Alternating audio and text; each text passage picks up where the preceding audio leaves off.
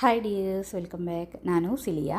ಇವತ್ತಿನ ವಿಡಿಯೋದಲ್ಲಿ ತುಂಬಾ ಹೆಲ್ತಿಯಾಗಿರುವಂತಹ ಒಂದು ಮಿಲ್ಕ್ ಶೇಕ್ ರೆಸಿಪಿಯನ್ನು ನೋಡೋಣ.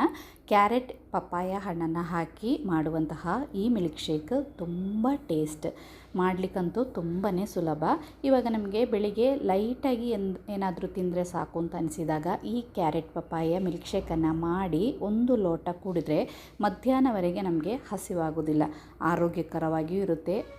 ತರಕಾರಿ ಹಣ್ಣುಗಳೆಲ್ಲ ತಿನ್ನದ ಮಕ್ಕಳಿಗೆ ಇದೇ ರೀತಿ ಮಿಲ್ಕ್ ಶೇಕ್ ಮಾಡಿಕೊಟ್ರೆ ತುಂಬಾ ಖುಷಿಪಟ್ಟು ಇದನ್ನು ಕುಡಿತಾರೆ.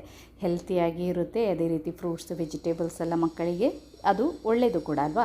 ನೋಡಿ ಯಾವ ರೀತಿ ಮಾಡೋದು ಅಂತ ನೋಡೋಣ. ಫಸ್ಟಿಗೆ ನಾನಿಲ್ಲಿ ಒಂದು ಮೀಡಿಯಮ್ ಸೈಜಿದ್ದು ಕ್ಯಾರೆಟನ್ನು ತಗೊಂಡಿದ್ದೀನಿ. ಕ್ಯಾರೆಟಿದ್ದು ಸಿಪ್ಪೆ ಎಲ್ಲ ತೆಗೆದು ಚೆನ್ನಾಗಿ ಇದನ್ನು ತೊಳೆದು ಕಟ್ ಮಾಡಿ ಒಂದು ಪ್ರೆಷರ್ ಕುಕ್ಕರಿಗೆ ಹಾಕಿ ಒಂದು ವಿಸಿಲ್ ಹಾಕಿಸಿದ್ರೂ ಆಗುತ್ತೆ. ಇಲ್ಲಾಂದರೆ ಒಂದು ಪ್ಯಾನ್ಗೆ ಹಾಕಿ ಸ್ವಲ್ಪ ನೀರು ಹಾಕಿ ಬೇಯಿಸಿದ್ರೂ ಸಾಕಾಗುತ್ತೆ. ಪ್ರೆಷರ್ ಕುಕ್ಕರಿಗೆ ಹಾಕೋದಾದರೆ ಒಂದೇ ಒಂದು ವಿಸಿಲ್ ಹಾಕಿದರೆ ಸಾಕು. ಪ್ಯಾನಿಗಾದರೆ ಸ್ವಲ್ಪ ಟೈಮು ಇರಬೇಕಾಗುತ್ತೆ. ಅದೊಂದು ಮಾತ್ರ ನಮಗೆ ಜಾಸ್ತಿ ಟೈಮ್ ಆಗೋದು ಈ ಕ್ಯಾರೆಟನ್ನು ಬೇಯಿಸಿ ಹಾಕಿದ್ರೇ ನೈಸಾಗಿ ನಮಗೆ ಇದನ್ನು ರುಬ್ಬಲಿಕ್ಕೆ ಸಾಧ್ಯ ಆಗೋದು. ನಾನೀಗ ಒಂದು ಪ್ಯಾನ್ಗೆ ಹಾಕಿ ಸ್ವಲ್ಪ ನೀರು ಹಾಕಿ ಇದನ್ನು ಬೇಯಲಿಕ್ಕೆ ಇಡ್ತಾಯಿದ್ದೀನಿ. ಕ್ಯಾರೆಟ್ ಚೆನ್ನಾಗಿ ಬೇಯಬೇಕು. ಕ್ಯಾರೆಟ್ ಬೇಯಲಿ. ಆ ಟೈಮಿಗೆ ನಾನೊಂದು ಅರ್ಧ ಪಪ್ಪಾಯ ಹಣ್ಣನ್ನು ತಗೊಂಡಿದ್ದೀನಿ. ಇದರ ಅರ್ಧ ಭಾಗವನ್ನು ತೆಗಿತಾ ಇದ್ದೀನಿ, ಜಾಸ್ತಿ ಬೇಡ. ನೀವಿವಾಗ ಜಾಸ್ತಿ ಮಾಡೋದಾದರೆ ಕ್ಯಾರೆಟ್ ಈಗ ಒಂದು 2-3 ಕ್ಯಾರೆಟ್ ತಗೊಳ್ಳೋದಾದರೆ ಒಂದು ಅರ್ಧ ಪಪ್ಪಾಯ ಹಣ್ಣನ್ನು ಸಹ ತಗೋಬೇಕಾಗುತ್ತೆ. ಪಪ್ಪಾಯ ಹಣ್ಣಿದು ಸಿಪ್ಪೆನೆಲ್ಲ ತೆಗೆದು ಸಣ್ಣ ಸಣ್ಣ ಪೀಸಾಗಿ ಇದನ್ನು ಕಟ್ ಮಾಡೋಣ.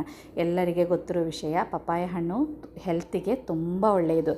ಬೆಳಿಗ್ಗೆ ಬರೀ ಹೊಟ್ಟೆಯಲ್ಲಿ ಇದೇ ರೀತಿ ಒಂದು ಪೀಸ್ ಪಪ್ಪಾಯ ಹಣ್ಣನ್ನು ತಿಂದರೆ, ಈಗ ಕಾನ್ಸ್ಟಿಪೇಷನ್ ಇರುತ್ತೆ ನೋಡಿ, ಮೋಷನ್ ಕರೆಕ್ಟಾಗಿ ಆಗದವರಿಗೆ ಬೆಳಿಗ್ಗೆ ಬರೀ ಹೊಟ್ಟೆಯಲ್ಲಿ ಒಂದು ಪೀಸ್ ಪಪ್ಪಾಯ ಹಣ್ಣನ್ನು ತಿಂದರೆ ಹೊಟ್ಟೆಲ್ಲ ಕ್ಲಿಯರ್ ಆಗುತ್ತೆ. ಮತ್ತು ಜಾಸ್ತಿ ಹುಳದ ಸಮಸ್ಯೆ ಎಲ್ಲ ಇದ್ದವರಿಗೆ ಪಪ್ಪಾಯ ಹಣ್ಣು ತಿಂದರೆ ಹುಳದ ಸಮಸ್ಯೆ ಎಲ್ಲ ಕಮ್ಮಿ ಆಗುತ್ತೆ. ಹಾಗೂ ನಮ್ಮದು ಸ್ಕಿನ್ನಿಗೆ ಒಳ್ಳೆ ಗ್ಲೋನೆಸ್ ಸಿಗುತ್ತೆ ನೋಡಿ ಪಪ್ಪಾಯ ಹಣ್ಣು ತಿನ್ನೋದ್ರಿಂದ ಮತ್ತು ಪಪ್ಪಾಯ ಹಣ್ಣಿಂದ ಮಸಾಜ್ ಮಾಡೋದ್ರಿಂದ.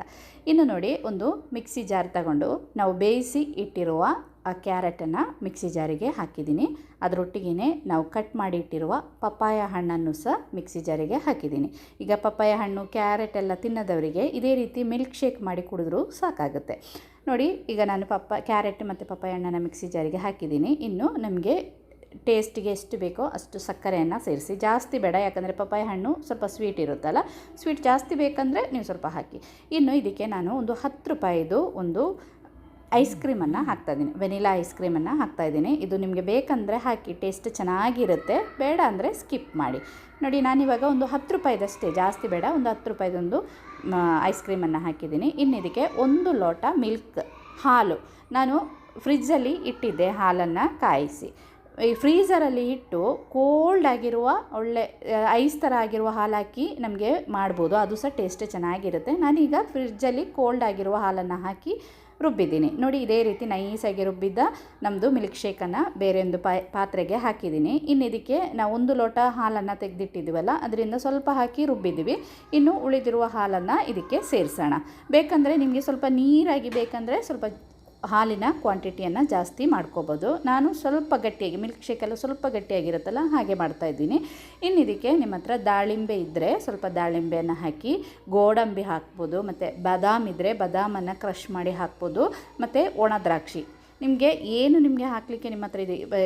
ಆ್ಯಪಲ್ ಇದ್ದರೆ ಆ್ಯಪಲನ್ನು ಸಣ್ಣ ಸಣ್ಣ ಕಟ್ ಮಾಡಿದರೂ ಆಗುತ್ತೆ. ನಾನು ದಾಳಿಂಬೆ, ಬಾದಾಮ್ ಮತ್ತು ಒಣ ದ್ರಾಕ್ಷಿ, ಇದಕ್ಕೆ ಸ್ವಲ್ಪ ಕಾರ್ನ್ಫ್ಲೆಕ್ಸನ್ನು ಸಹ ಸೇರಿಸ್ತಾ ಇದ್ದೀನಿ. ಕಾರ್ನ್ಫ್ಲೆಕ್ಸು ಸಹ ಸೇರಿಸಿದರೆ ತುಂಬಾ ಹೆಲ್ತಿಯಾಗಿರುತ್ತೆ. ಈಗ ಬ್ರೇಕ್ಫಾಸ್ಟಿಗೆಲ್ಲ ಮಾಡೋದಾದರೆ ಸ್ವಲ್ಪ ಕಾರ್ನ್ಫ್ಲೆಕ್ಸ್ ಹಾಕಿದರೆ ನಮಗೆ ಹೊಟ್ಟೆನೂ ಚೆನ್ನಾಗಿ ಫಿಲ್ ಆಗುತ್ತೆ. ಇನ್ನು ಇದನ್ನು ಒಳ್ಳೆ ಮಿಕ್ಸ್ ಮಾಡಬೇಕು. ನಿಮಗೆ ಸ್ವಲ್ಪ ಲೂಸಾಗಿ ಬೇಕಂದರೆ ಇನ್ನೂ ಸ್ವಲ್ಪ ಹಾಲನ್ನು ಜಾಸ್ತಿ ಸೇರಿಸಿದರೆ ಸಾಕಾಗುತ್ತೆ. ನಾನು ಸ್ವಲ್ಪ ಈ ರೀತಿ ಗಟ್ಟಿಯಾಗಿ ಮಾಡ್ತಾಯಿದ್ದೀನಿ. ಒಳ್ಳೆ ಮಿಕ್ಸ್ ಕೊಟ್ಟು ಇದನ್ನು ಹೀಗೆ ನಮಗೆ ಸರ್ವ್ ಮಾಡ್ಬೋದು. ಯಾವುದೇ ಡ್ರೈ ಫ್ರೂಟ್ಸನ್ನು ನಿಮಗೆ ಇದಕ್ಕೆ ಸೇರಿಸ್ಬೋದು. ಇಂಥದ್ದೇ ಸೇರಿಸಬೇಕು ಅಂತ ಏನಿಲ್ಲ. ಮತ್ತು ಫ್ರೂಟ್ಸ್, ಯಾವುದಾದ್ರೂ ಫ್ರೂಟ್ಸ್ ಎಲ್ಲ ಇದೆಯೋ ಅದನ್ನೆಲ್ಲ ಸಣ್ಣ ಸಣ್ಣ ಕಟ್ ಮಾಡಿ ಹಾಕಿ ಸಹ ಇದಕ್ಕೆ ನೀವು ಸೇರಿಸ್ಬೋದು. ಇನ್ನು ಇದನ್ನು ನಾವು ಮಿಕ್ಸ್ ಮಾಡಿದ ತಕ್ಷಣಕ್ಕೆ ಸರ್ವ್ ಮಾಡಬೇಕು. ಅಥವಾ ನಿಮಗೆ ಫ್ರಿಜ್ಜಲ್ಲಿಟ್ಟು ಸ್ವಲ್ಪ ಐಸ್ ಕ್ಯೂಬ್ಸ್ ಎಲ್ಲ ಹಾಕಬೇಕಂದ್ರೆ ಐಸ್ ಕ್ಯೂಬ್ಸ್ ಹಾಕಿ ಇದನ್ನು ಸರ್ವ್ ಮಾಡ್ಬೋದು. ತುಂಬಾ ಟೇಸ್ಟಿಯಾಗಿರುತ್ತೆ. ಇದು ಹೆಲ್ತಿಗೆ ತುಂಬ ಒಳ್ಳೆಯದು ಕೂಡ. ಟ್ರೈ ಮಾಡಿ ನೋಡಿ.